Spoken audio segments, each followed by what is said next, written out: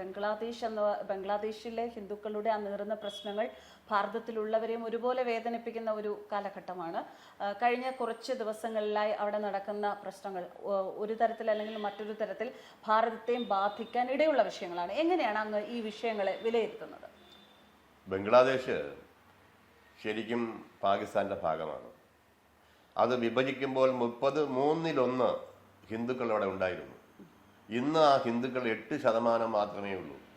എന്ന് പറഞ്ഞാൽ ഈ ഹിന്ദുക്കളുടെ മുഴുവൻ വാണിജ്യ സ്ഥാപനങ്ങൾ, വ്യവസായിക സ്ഥാപനങ്ങൾ, സർക്കാർ ഉദ്യോഗസ്ഥന്മാരെ രാജിവയ്പ്പിക്കുക എന്ന് വേണ്ട അനവധി സംഭവവികാസങ്ങൾ നടത്തിയാണ് ബംഗാളിലെ കൊലപാതകങ്ങൾ. ഇപ്പം നടന്നിരിക്കുന്നത് 3000 കേസുകൾ, 3000-ലധികം കൊലപാതകങ്ങളെന്നാണ്. 3000 കേസുകൾ അവിടെ റിപ്പോർട്ട് ചെയ്തിട്ടുണ്ട്. അതിനെക്കുറിച്ച് ബ്രിട്ടീഷ് പാർലമെന്റ് പ്രമേയം പാസ്സാക്കിയിട്ടുണ്ട്. അപ്പം ആ നിലയ്ക്ക് വളരെ ശക്തമായ രീതിയിലുള്ള ഒരു ആക്രമണം അവിടെ ഹിന്ദുക്കൾ മാത്രമല്ല, ക്രിസ്ത്യാനികളും ബൗദ്ധരും ജൈനരും എന്ത് വേണ്ട സർവ്വമത ഇസ്ലാം ഒഴിച്ചുള്ളവർ മുഴുവനും നശിപ്പിക്കപ്പെടുകയാണ്.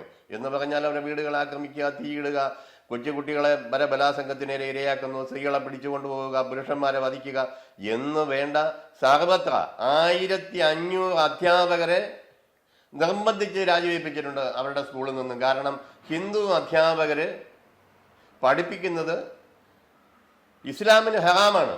അപ്പൊ ഇസ്ലാമിന്റെ വളർച്ചയ്ക്ക് അത് എതിരാണ്. ആ നിലയിൽ നിർബന്ധിച്ച് 1500 അധ്യാപകരെ, ഹിന്ദു അധ്യാപകരെ രാജിവെപ്പിച്ചിട്ടുണ്ട്. ആ നിലയ്ക്ക് നമ്മുടെ രാജ്യത്തിന്റെ ഭാഗമായ ബംഗ്ലാദേശ് വളരെ ആസൂത്രിതമായി ഹിന്ദുവിനെ ഉന്മൂലനം ചെയ്യാൻ വേണ്ടി, ഹിന്ദുവിനെ മാത്രമല്ല ക്രിസ്ത്യാനികളെയും ബൗദ്ധരെയും ജൈനരെയും ഒക്കെ തന്നെ ഉന്മൂലനം ചെയ്ത് മതാധിഷ്ഠിത രാജ്യമാക്കി മാറ്റാനുള്ള ആസൂത്രിതമായ നീക്കം, ആ നീക്കത്തെ നമ്മൾ ചെറുക്കണം.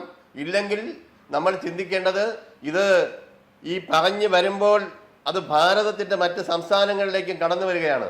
നമ്മൾ മനസ്സിലാക്കണം, ഇറാനും ഇറാഖും അതേപോലെ പാകിസ്ഥാനും, പാകിസ്ഥാൻ എന്ന് വിഭജിച്ച ബംഗ്ലാദേശും പല രാജ്യങ്ങൾ പല ഘട്ടങ്ങളിലായി പലതും വിഭജിച്ചു പോയിട്ടുണ്ട് സ്വാതന്ത്ര്യത്തിന് മുൻപ്. ഇനി ഒരു വിഭജനത്തിനുള്ള സാധ്യത, അങ്ങനെ ഒരു ഇസ്ലാമിന്റെ പേര് പറഞ്ഞുള്ള ഒരു വിഭജനം നടക്കാൻ പാടില്ല. അത് മാത്രമല്ല, ബംഗ്ലാദേശിലെ ഹിന്ദുക്കളെ നിലയ്ക്ക് നിർത്തേണ്ടത്, ഇനി ഉള്ള ഭാഗത്തെങ്കിലും നിലയ്ക്ക് നിർത്തേണ്ടത് കേന്ദ്ര ഗവൺമെന്റിന്റെ കടമയാണ്. ആ നിലയ്ക്ക് നമ്മൾ ചിന്തിക്കണം. ഇതിന് ആസൂത്രിതമായ ഒരു നീക്കമുണ്ട്. ആ നീക്കം എന്ന് പറയുന്നത് ഡീപ് സ്റ്റേറ്റിന്റെ ഭാഗമാണ്. അത് അമേരിക്കയിൽ കേന്ദ്രീകരിച്ച് ചൈനയുടെ സഹായത്തോടുകൂടി ചെയ്യപ്പെടുന്ന, പാകിസ്ഥാന്റെയും സഹായത്തോടുകൂടി ചെയ്യപ്പെടുന്ന ഒരു നടപടിയാണ്. ജോർജ് സോറസിന്റെ ഫണ്ടാണ് ഇപ്പോഴത്തെ ലഹളയ്ക്ക് കാരണം. ആ നിലക്ക് അവർക്ക് ഇന്ത്യയിലെ ഏതെല്ലാം രാഷ്ട്രീയ നേതാക്കളുമായി ബന്ധമുണ്ട്. ആ നിലക്കുള്ള ചിന്ത വളരെ വ്യാപകമായി എടുക്കേണ്ടതാണ്. ഡൽഹി കേന്ദ്രീകരിച്ച് കോൺഗ്രസിന്റെ അധ്യക്ഷയും അതുപോലെ തന്നെ രാഹുൽ ഗാന്ധിയും നടത്തപ്പെടുന്ന ചില നടപടിക്രമങ്ങൾ ഇന്ത്യക്ക് ഭൂഷണമല്ല, ഭാരതത്തിന്റെ ഭരണഘടനയ്ക്കും ഭാരതത്തിലെ ജനങ്ങൾക്കും ഭൂഷണമല്ല. ബംഗ്ലാദേശിൽ നടക്കുന്ന ഹിന്ദു നാശം, അല്ലെങ്കിൽ മറ്റ് ജൈനരും ബുദ്ധരും എന്ന് വേണ്ട ക്രിസ്ത്യാനികൾ ഉൾപ്പെടെയുള്ള നാശം മുഴുവൻ ഈ ലോകത്തിന് തന്നെ ഒരു വെല്ലുവിളിയാണ്. കാരണം അവരെ ഭീകരന്മാരുടെ പട്ടികയിലാണ്. വളരെ കുറച്ച ഇസ്ലാമിന്റെ ജനത മതേതരത്വത്തിലും ജനാധിപത്യത്തിലും വിശ്വസിക്കുന്നുണ്ട്. പക്ഷേ അവർക്ക് ഈ മതേതരത്വത്തിലും ജനാധിപത്യത്തിലും വിശ്വസിക്കുന്ന ആൾക്കാർക്ക് അവരുടെ അഭിപ്രായങ്ങൾ തുറഞ്ഞു പറഞ്ഞാൽ മതാധിഷ്ഠിത ഭീകര പട്ടികയിൽ നിന്ന് പുറത്തു വരാൻ സാധിക്കുന്നില്ല. അവർക്ക് തന്നെ അപകടം വിളിച്ചു വരുന്ന നടപടിയാണ്. അവർ ഭരിക്കുന്ന സ്ഥലത്ത് ഒരു വികസനവുമില്ല, അവിടെ അന്നമില്ല, വെള്ളമില്ല എന്നും ബഹളമാണ്. മാർക്കറ്റിൽ പോകുന്ന ആൾ തിരിച്ചു വരുമെന്ന് നമുക്ക് ഭയമാണ്. കാരണം എല്ലാം അവിടെ ഷിയകളും സുന്നികളും അനവധി ഇസ്ലാം സമുദായത്തിൽപ്പെട്ട വിഭാഗങ്ങൾ തമ്മിലടിയാണ്. അപ്പൊ അവർക്ക് ഭരണം കിട്ടിയത് കൊണ്ട് യാതൊരു ഗുണവുമില്ല. ഇപ്പോൾ മുഹമ്മദ് യൂനുസ് നടത്തപ്പെടുന്ന ഭരണം ശരിക്കും ജമാഅത്തെ ഇസ്ലാമിയുടെയും ഭരണമാണ്. എന്ന് വെച്ചാൽ ഭീകരന്മാരുടെ ഭരണം, മറ്റു മതക്കാരെ ഇല്ലായ്മ ചെയ്യാനുള്ള ആസൂത്രിതമായ നീക്കം. ഇതിനു വേണ്ടി ഈ ലോകത്തെ ഡീപ് സ്റ്റേറ്റിന്റെ ആധികാരികമായ ഫണ്ട് അതിനകത്ത് ബംഗ്ലാദേശിനകത്ത് മുടക്കുന്നു. അത് ജോർജ് സോറസ് ആണ് അതിന്റെ മുന്നില്. അതിനെ ഒക്കെ സഹായിക്കുന്നത് ഭാരതത്തിലെ രാഹുൽ ഗാന്ധിയും സോണിയാഗാന്ധിയുമാണെന്ന് റിപ്പോർട്ടുകൾ പുറത്തു വന്നിട്ടുണ്ട്. അന്വേഷണ റിപ്പോർട്ടുകൾ പുറത്തു വന്നിട്ടുണ്ട്. പാർലമെന്റിൽ വ്യക്തമായതാണ് അതൊക്കെ. ആ നിലക്ക് നമ്മൾ സൂക്ഷിക്കേണ്ടതുണ്ട്. നമ്മൾ നല്ല കരുതലായി ഇരിക്കേണ്ടവരാണ്. ആ നിലയിൽ നമ്മുടെ മതേതരത്വത്തിനും ജനാധിപത്യത്തിനും എന്ന് വേണ്ട ഈ ലോകത്തെ മുഴുവൻ സനാതന ധർമ്മത്തിൽ വിശ്വസിക്കുന്ന ആൾക്കാര് അവരെ കരുതലോടെ ഇരിക്കേണ്ട കാലഘട്ടമാണ്. നമ്മൾക്ക് ഇത്തരം ശക്തികളെ മുഴുവൻ എതിർത്ത് തോൽപ്പിക്കേണ്ടതുണ്ട്. ഭാരതത്തിലെ വൈദേശാധിപത്യം ഉണ്ടായിരുന്നു. അതിൽ നിന്ന് നമ്മൾ സ്വതന്ത്രരായി ഇത്രയും കാലങ്ങളായി നമ്മൾ ആ ഒരു പുതിയ ഒരു ലോകത്തേക്ക് പോകുന്ന ഒരു അവസരത്തിലാണ് ഒരു സ്ത്രീയും ആ സ്ത്രീയുടെ മകനും ഇത്തരത്തിലുള്ള രാജ്യദ്രോഹപരമായ പരിപാടികളുമായിട്ട് നമ്മുടെ രാജ്യത്ത് തന്നെ ജീവിക്കുന്നത്. അതിപ്പോ ഈ ബംഗ്ലാദേശുമായി ബന്ധപ്പെടുത്തി നോക്കുമ്പോൾ വളരെ ഗുരുതരമായ ഒരു വിഷയം തന്നെയാണ്. എന്തുകൊണ്ട് നമുക്ക് അല്ലെങ്കിൽ നമ്മുടെ നാട്ടിലുള്ള ഇപ്പൊ അവർ പ്രതിനിധാനം ചെയ്യുന്ന കോൺഗ്രസ് എന്ന ആ രാഷ്ട്രീയ പാർട്ടിയിലുള്ളവരെ ഇതിന് ഒരു ബോധം കൊടുക്കാൻ നമുക്ക് സാധിക്കാതെ പോകുന്നു, അല്ലെങ്കിൽ അവരത് ഉൾക്കൊള്ളാത്തത് എന്തുകൊണ്ടാണ് എന്ന് പറഞ്ഞാല് കോൺഗ്രസ് തുടങ്ങി വെച്ചത് ഒരു ഭാരതീയനുമല്ല, വിദേശിയായ അലൻ ഒക്ടേവിയൻ ഹ്യൂമാണ്. സോണിയാഗാന്ധി രാജീവ് ഗാന്ധിയുമായി ബന്ധപ്പെട്ട് ഇന്ത്യൻ മണ്ണിലേക്ക് കടന്നു വരുന്നത് ഈ രാജ്യത്തെ നന്നാക്കാൻ വേണ്ടിയായിരുന്നില്ല, ഒരു ആസൂത്രിതമായ ഒരു വരവായിരുന്നു അത്. നമ്മൾ വിചാരിക്കുന്ന ഇറ്റലിയിലെ വലിയ ഒരു കുടുംബത്തിൻ്റെ ആളെന്നുമല്ല രാജീവ് ഗാന്ധിയുടെ ഭാര്യ. ഒരു ഹോട്ടലിലെ ഡാൻസ് കളിക്കുന്ന ഒരു വ്യക്തി എന്നുള്ളതിന് അപ്പുറമുള്ള ഒരു കാരണവും ആ വ്യക്തിക്കില്ല.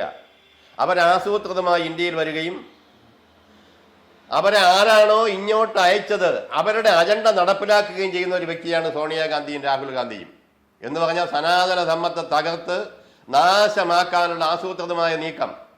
ഇന്ത്യയെ നശിപ്പിക്കണമെങ്കിൽ സനാതന ധർമ്മം നശിക്കണം എന്ന് പറഞ്ഞാൽ ജോർജ് സോറസിന്റെ ഫണ്ട് ഉപയോഗിച്ച് ബാഹ്യമായ നിൽക്കുന്ന തൊട്ടടുത്ത അയൽ രാജ്യങ്ങളുമായി ബന്ധപ്പെട്ട് കിടക്കുന്ന ചെറിയ ചെറിയ രാജ്യങ്ങളെ പ്രേരിപ്പിച്ചുകൊണ്ട് പ്രീണിപ്പിച്ചുകൊണ്ട് ശക്തമായി കയ്യിലെടുത്ത് മുന്നോട്ട് വരിക, അതൊരു ഭാഗം. രണ്ടാമത്തെ ഭാഗം ഇവിടുത്തെ പത്രക്കാരെയും അതേപോലെ ചില രാഷ്ട്രീയ സംഘടനകളെയും അതുപോലെ തന്നെ NGO-കളെയും കയ്യിലെടുത്തുകൊണ്ട്, മഹാരാഷ്ട്ര മുഖ്യമന്ത്രി അത് സൂചിപ്പിച്ചിട്ടുണ്ട്, NGO-കളെയും സമ്പത്ത് കൊടുത്ത് കയ്യിലെടുത്തുകൊണ്ട് രാജ്യത്തെ നശിപ്പിക്കുവാനുള്ള ആസൂത്രിതമായ നീക്കം. അത് തെരഞ്ഞെടുപ്പ് രംഗത്ത് അത് കണ്ടതാണ് നമ്മൾ. ആ നിലയിൽ നമ്മൾ ചിന്തിക്കേണ്ടത് ബംഗ്ലാദേശിലെ നടക്കുന്ന വിഷയം ഒരു ബംഗ്ലാദേശിന്റെ പ്രശ്നമല്ല, അത് ആസൂത്രിതമായി നടത്തപ്പെടുന്ന ഒരു പ്രശ്നമാണ്. അമേരിക്കയും ചൈനയും പാകിസ്ഥാനും ഒക്കെ അറിഞ്ഞുകൊണ്ട് നടത്തപ്പെടുന്ന ഒരു നടപടിയാണ്. അതിനെ ശക്തമായി തന്നെ നേരിടേണ്ടതുണ്ട്. എങ്കിൽ മാത്രമേ നമ്മുടെ ധർമ്മം നിലനിർത്താൻ കഴിയുകയുള്ളൂ. ഒരുപക്ഷേ സോണിയാഗാന്ധിയോ കുടുംബമോ വിചാരിച്ചാൽ, ജോർജ് സോറസോ വിചാരിച്ചാൽ ഈ ധർമ്മത്തെ നശിപ്പിക്കാൻ അവർക്ക് കഴിയില്ല. കാരണം ഹിമാലയത്തിരുന്ന സപ്തർഷികൾ തപസ് ചെയ്ത് കടലിൽ നിന്ന് കരയായി രൂപാന്തരപ്പെട്ട ഭാരതം, അത് മറ്റൊരു സബ്ജക്റ്റ് ആണെങ്കിലും അത് നശിപ്പിക്കാൻ ഇറങ്ങുന്നവർക്ക് ഒരു സൂചനയായി ഞാൻ പറയുകയാണ്. അങ്ങനെ നശിപ്പിക്കാൻ പെടുന്ന ഒരു രാഷ്ട്രമല്ല ഭാരതം. അതുകൊണ്ടാണ് ഇന്ന് നിലനിൽക്കുന്നത്. യുഗങ്ങൾ പലത് കഴിഞ്ഞിട്ടും ഇത് നിലനിൽക്കുന്നത് അതുകൊണ്ടാണ്. അങ്ങനെ ആർക്കും നശിപ്പിക്കാൻ പെടാത്ത ശക്തി, ആന്തരിക ശക്തി ഇവിടുത്തെ ജനങ്ങൾക്കുണ്ട്. അത് നേടുക തന്നെ ചെയ്യും. ഈ വിഭജിച്ചു പോകുന്ന ഏതൊക്കെ രാഷ്ട്രങ്ങളുണ്ടോ അവരൊന്നും സമാധാനം കണ്ടിട്ടില്ല, അവർ ഐശ്വര്യപൂർണ്ണമല്ല, അവർ ഭാരതത്തിൽ വന്ന് ലയിക്കും. അതിനാർക്കും സംശയം വേണ്ട.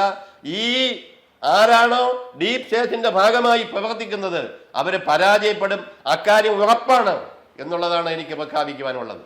കേന്ദ്രത്തിലുള്ള BJP നേതാക്കൾ ഇന്ന് പറഞ്ഞിരുന്നു, രാഷ്ട്രീയം നോക്കാതെ തന്നെ ഈ ഒരു വിഷയത്തിൽ നിലപാടുകൾ എടുക്കണം എന്നുള്ളത്.